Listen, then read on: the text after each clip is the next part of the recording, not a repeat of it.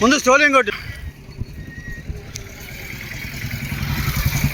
Machine చెప్పిన marking ఇచ్చినా ఏం వదలం. ఇప్పుడు 10 సార్లు అయిపోయింది.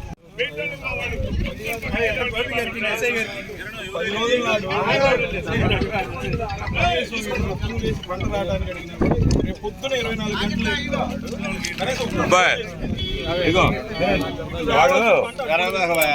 ఏంటంటే నాగులపాలెం గ్రామం నుండి మా ప్రజలు వందలాది మంది ప్రజలు రోడ్డు మీదకి రావడానికి ముఖ్య విశేషం ఏంటంటే ఈ ఓడరేవు పిడుగురాళ్ళ రోడ్డు పూర్తి కాకుండానే మాకు సర్వీస్ రోడ్డు ఒకటి నాగులపాలెం వెళ్ళడానికి సర్వీస్ రోడ్డు లేదు. ఈ దగ్గరలోనే ఎస్ఎఫ్ఎస్ స్కూల్ ఉంది. దాంట్లో దాదాపుగా 800-900 మంది పిల్లలు చదువుతున్నారు. వాళ్ళు ఇబ్బంది పడుతున్నారు.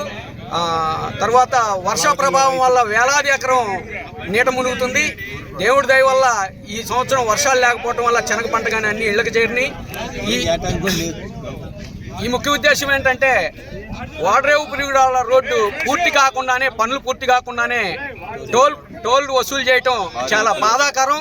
అది కూడా కారంచేడు నుంచి నాగులపాలెం నుండి కారంచేడు వెళ్ళడానికి 7 కిలోమీటర్లు 8 కిలోమీటర్లు 200 రూపాయలు వసూలు చేస్తున్నారు. అది గమనించాలి. త్వరలో మాకు సర్వీస్ రోడ్డు ఇవ్వాలని మేము వెంటనే ఈ రోజు పరిష్కారం తేలే వరకు, ఈ రోజు కాదు 10 రోజులైనా సరే ఇక్కడ భోజన వసతి కల్పించి రోడ్డు మీద ఉంటారని సభాముఖంగా మీడియా మిత్రుల ద్వారా ఈ విషయాన్ని అందరూ అధికారులకి తెలియజేస్తారని కోరుకుంటున్నాం.